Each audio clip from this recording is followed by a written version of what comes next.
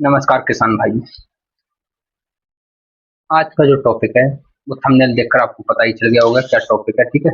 उस पर चर्चा करेंगे हम थोड़ा सा, लेकिन उससे पहले हम बता दें आपको धान में कितने प्रकार के कीट लगते हैं, उस पर बात करेंगे। साथ ही साथ किस दबाव से इन्हें कंट्रोल किया जा सकता है उस पर बात करेंगे। और कौन कौन सी दवा कितनी मात्रा में मिला सकते हैं हम उस पर बात करेंगे, ठीक है।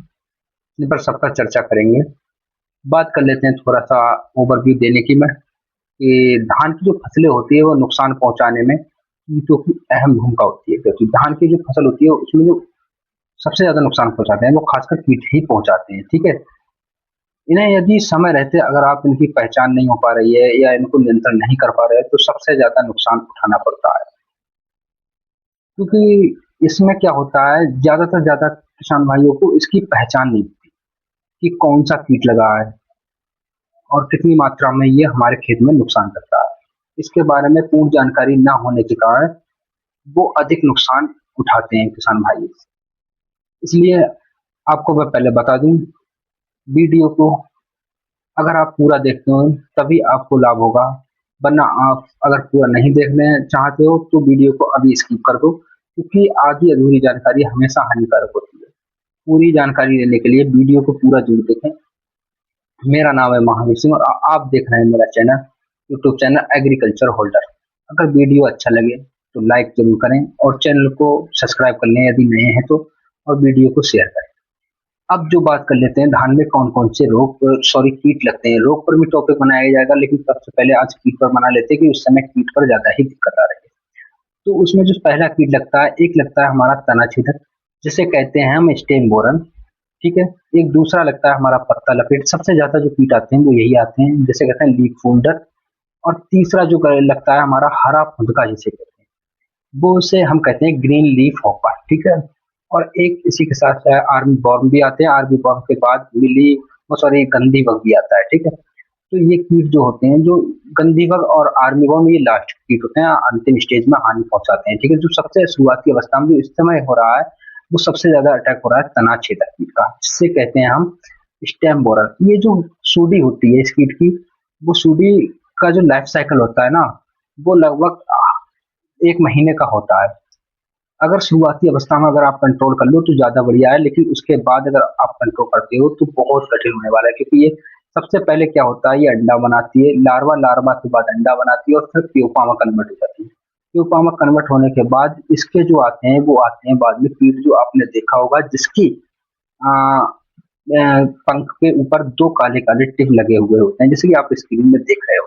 इस तरह के कीट लगे हुए होते हैं, इस तरह के कीटों के निशान होते हैं उसके ऊपर, सॉरी, ठीक है। अब इसको कंट्रोल कैसे करना है, इसे कंट्रोल करने के लिए हमें सबसे बड़ी बात पहले तो इसकी पहचान, क्योंकि कंट्रोल तभी तो कर पाओगे तो पहचान होगी कि कौन सा कीट है, कि तना छेदक है, पत्ता लपेट है, या फिर मिली बग है, सॉरी, या फिर गंदी बग है, या फिर आपका हरा फुनका है। तो इन्हें पहुंचाने के लिए मेन चीजें इनकी हमें पहचान, तभी कंट्रोल कर पाएंगे इसको, ठीक है।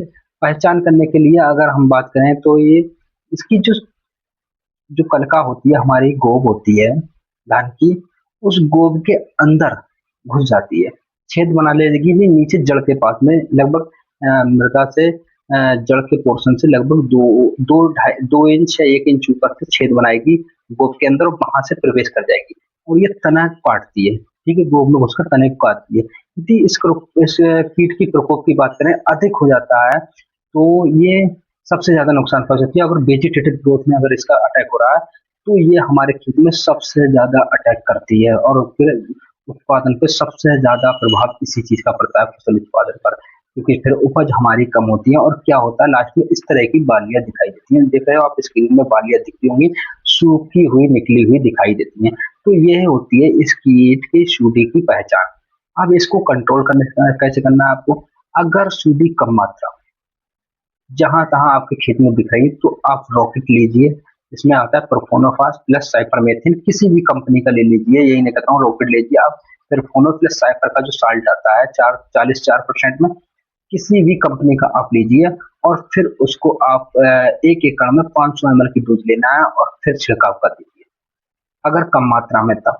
अगर यदि ज्यादा है तो क्या करें, अगर अटैक लगभग 50 60% है खेत में एक तरफ से बहुत ज्यादा ही अटैक दिख रहा है, तो उस कंडीशन में आप प्रोफोनोफास 40% प्लस साइपरमेथ्रिन 4%, जो रॉकेट वाला भी सल्ट बताया मैंने, उसके साथ में आपको कार्टाप हाइड्रोक्लोराइड 5% वाला 200 से 250 ग्राम मात्रा लेना है प्रति एकड़। गजब के रिजल्ट आपको देखने को मिलेंगे। एक ही बार में सूडी कहीं भी बैठी हो, चाहे जड़ में हो चाहे कहीं पर भी हो, एक ही बार में सफाया हो जाएगी। अगर ये दोनों दवाई आपके पास उपलब्ध नहीं है तो आप ले सकते हो एमाबैक्टिन बेंजोएट, जो 5% में आता है, जिसकी मात्रा आपको लेना है 100 ग्राम प्रति एकड़। ठीक है, एमाबैक्टिन बेंजोएट आप जानते हैं, किसी भी बढ़िया कंपनी के ले सकते हो। और इसके बाद भी अगर ये भी नहीं मिल पाता है तो आप, पहली बात तो ये सब मिल जाएंगे, लेकिन और भी ऑप्शनल दवाई बता रहा हूँ साथ ही साथ, जानना चाहते हो तो एफएमसी का आता है फटेरा, इसके अंदर कोलिंट्रानेलिप्रोल होता है, साल्ट जो कोराजिन वाला होता है, उसको आप 4 किलोग्राम प्रति एकड़ की मात्रा से, पानी होना बहुत जरूरी है खेत में, अगर इन दवाइयों का प्रयोग कर रहे हो तो पानी भरकर ही दवाई का प्रयोग करें, तभी आपको 100% रिजल्ट मिलेगा। और यही कारण है किसान भाइयों को कहते हैं रिजल्ट नहीं मिलता है, वो नमी मर ही स्प्रे करा देते हैं कि गोब की छुट्टी होती है वहां बैठी होती है, और इससे पूरी तरह से कंट्रोल नहीं हो पाती। लास्ट में एक ऐसा प्रोडक्ट इनके साथ में मिलाने वाला हूँ, बताने वाला हूँ, मिलाकर कि आप एक ही बार में सूजी कहीं बैठी हो, एक ही बार में सफाया हो जाएगा उस सूजी का, जो मैं अभी बता रहा हूँ इन दवाइयों की लास्ट में, बिल्कुल वीडियो की लास्ट में बताऊंगा मैं प्रोडक्ट, बस वीडियो में बने रहिए। अगली बात कर लेते हैं हम, ये तो हुई हमारी थी तना छेदक की। अगली जो हमारी बात हो रही है वो पत्ता लपेट की, जिससे कहते हैं लीफ फोल्डर।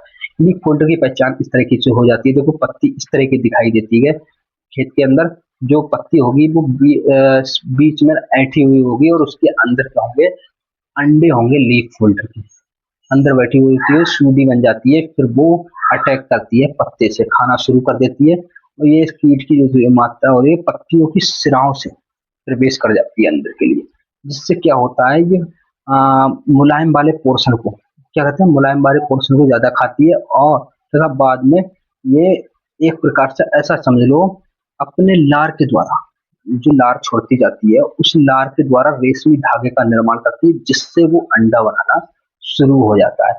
इसका अटैक बहुत ज्यादा होने पर हमारे खेत में लगभग उत्पादन में कम से कम 30% तक की गिरावट आ जाती है, ऐसा समझो, 30 से 40% की गिरावट आ जाती है। अगर पत्तियां, क्योंकि जब पत्तियां सबसे ज्यादा खत्म हो जाएंगी, डैमेज हो जाएंगे, तो पौधा क्या होगा, भोजन बनाना बहुत कम कर देगा, जिससे लास्ट स्टेज में उत्पादन के समय में, पकते समय बालियां छोटी रह जाएंगी। ठीक है, जिससे बालियां छोटी होने के कारण हमारी उत्पादकता कम हो जाएगी। अब बात कर लेते हैं इसके कंट्रोल की, इसे कंट्रोल या इसकी रोकथाम कैसे करना है। इसकी रोकथाम करने के लिए आपके लिए लेना है लैम्डा साइलोथ्रीन 5% वाला दवा। ये जो बता रहा हूँ बहुत ही एक्टिव दवा है, बहुत ही सावधानी से इन्हें करना है, हर कोई सी भी दवा हो इन्हें सावधानी से जरूर करना है, क्योंकि ये जो दवा होती है अगर हमारे शरीर पे पड़ती है तो कहीं ना कहीं इन्फेक्शन पैदा कर देती है, इसलिए दवाई को प्लीज सावधानी से जरूर करें, कभी भी जल्दबाजी ना करें, ठंडा मौसम में ही करें, और हवा के विरुद्ध हवा के जिधर को हवा चल रही है उसी के समझ लो फेर में करते चले जाए। ठीक है, ऐसा समझ लो। उसके बाद में अगर लैम्डा साइलोथ्रीन आपके पास उपलब्ध नहीं है तो डेल्टा मैथ्रीन आता है। ठीक है, डेल्टा मैथ्रीन आता है लगभग, तो उसे 100 ml प्रति एकड़ के हिसाब से, ठीक है, कितना लेना है, 100 ml प्रति एकड़ के हिसाब से लेना है, ये भी बढ़िया रिजल्ट देगा। और वहीं दानेदार में आप इसमें फिप्रोनिल ले सकते हो, 0.5% या 0.3% में आती है, उसका भी प्रयोग कर सकते हो। ठीक है, और एक दवाई और आती है बाइफेंथ्रिन के नाम से, चाहो तो उसका भी आप प्रयोग कर सकते हो 500 ml प्रति एकड़ के हिसाब से। ठीक है, ये दवाई होती है, ये बहुत ही हार्ड दवाई है, सावधानी से प्रयोग करें। अगर केमिकल की बेस्ड, अगर आप लास्ट में बता दूंगा, अगर आप मान लो बायो फर्टिलाइजर के रूप में यूज करना चाहते हो कि केमिकल नहीं, हम बायो फर्टिलाइजर का यूज करेंगे, तो बायो इंसेक्टिसाइड का यूज करेंगे, तो उसको भी बता दूंगा मैं, लास्ट में बताऊंगा कि कौन सा उपयोग करना है आपको। ठीक है, तीसरा जो हमारा आता है सबसे बड़ी जो अटैक ज्यादातर होता है, वो कहते हैं हरा फुदका। हरा फुदका जैसे आप देख रहे हो इसके दिखाई देगा, पत्तियों पे महीन महीन से हरे हरे के फुदके हो जाते हैं। ये कीट जो होता है वो क्रोण हरे रंग का होते हैं, तथा इसमें पंखों के किनारों पर, मैंने बताया था ना, पंखों के किनारों पर दो काले काले इसमें बिंदु पाए जाते हैं, ये हरा फुदका होता है। ऐसा समझ लो ये तना छेदक की जो स्टेज होती है 5वीं, लगभग जाके उसी तरह का दिखाई देता है। ठीक है, जिसके अटैक से क्या होता है, सबसे ज़्यादा पीली कर देता है, कभी पीली दिखाई देंगी, इससे पीलियाँ होंगी वो पीली दिखाई देंगी और बाद में इसकी नोक कत्थई रंग की हो जाएगी। पत्तियों की नोक कैसी हो जाएगी? कत्थई रंग की हो जाएगी। अगर बात करें इसे कंट्रोल करने की तो कोलेंट्रानिलिप्रोल 9.3% में हमारा कोराजन आता है 100 ml प्रति एकड़, और उसके साथ में आप लैम्डा साइलोथ्रीन का प्रयोग कर सकते हो। ठीक है, मिलाकर बहुत जबरदस्त रिजल्ट आएंगे 4.6% का। इसी के साथ में लैम्डा साइलोथ्रीन की बात करें तो इसके बाद आप लैम्डा साइलोथ्रीन एक आता है 5% में, उसको भी प्रयोग कर सकते हो जो मैंने पीछे आपको बताया है। साथ ही साथ आप फ्लोरोनेट प्लस एसिटामाइफेट जो घरडा कंपनी का आता है उसका भी प्रयोग कर सकते हो। ठीक है किसान भाइयों, अगर हम इसके बाद, वैसे तो इसके बाद हमारा जो दो कीट रह गए हैं वो एक आर्मी वर्म रह गया है और एक रह गया है गंधी बग। ये आर्मी वर्म कीट क्या होता है? ये कीट की सूलियों के भूरे रंग के होते हैं, इनकी कीट होते हैं, इनकी सूली जो होती है भूरे रंग की होती है, और ये इस कीट की केवल सूलियां ही नुकसान पहुंचाती हैं। आर्मी वर्म की जो कीट होते हैं वो नुकसान नहीं पहुंचाते, इनकी जो सूलियां होती हैं वो ही नुकसान पहुंचाती है, जबकि पतंगे होते हैं इनके, वो फूल से रस चूसते हैं इसका। ठीक है, ये काम करते हैं, और अगर फूल से रस चूसेंगे तो दाना बेहतर नहीं बनेगा हमारा। ये वेजिटेटिव ग्रोथ जब फूल बनता है उस समय इनका अटैक होता है। इनके कंट्रोल करने के लिए सिंपली आपको प्रयोग करना है माइलाथैन 20 से 25 किलोग्राम प्रति एकड़ यूज करना है। साथ ही साथ एमाबैक्टीन बेंजोएट का आप प्रयोग कर सकते हो। ठीक है, उसकी जो मात्रा लेना है एमाबैक्टीन बेंजोएट की वो बता रखा है, ये मैंने आपको 100 ग्राम प्रति एकड़ के हिसाब से प्रयोग करना है। लास्ट का जो हमारा कीट बचा है वो बचा है गंधी बग। गंधी बग, ये गंधी बग जो कीट होता है, ये कीट खेतों में विशेष रूप की दुर्गंध पैदा करता है। क्या? जब भी आप खेत के अंदर प्रवेश करोगे तो उसमें एक अजीब तरह की दुर्गंध आएगी, तो ये गंधी बग का कारण होता है कि गंधी बग कीट का अटैक हो जाता है उस खेत में और इससे दुर्गंध पैदा होती है। इस कीट के जो शिशु और प्रोण होते हैं वो लंबी टांगों वाले होते हैं, कैसे होते हैं? लंबी टांगे होती हैं शिशु और प्रोण दोनों की, और जो बालियों के दुग्ध अवस्था में अटैक करते हैं, जिससे कारण क्या होता है, ये उसके दुग्ध अवस्था में अटैक करने से उसमें उसके दुग्ध बालियों के रस को चूसते हैं और दाने को खोखला कर देते हैं।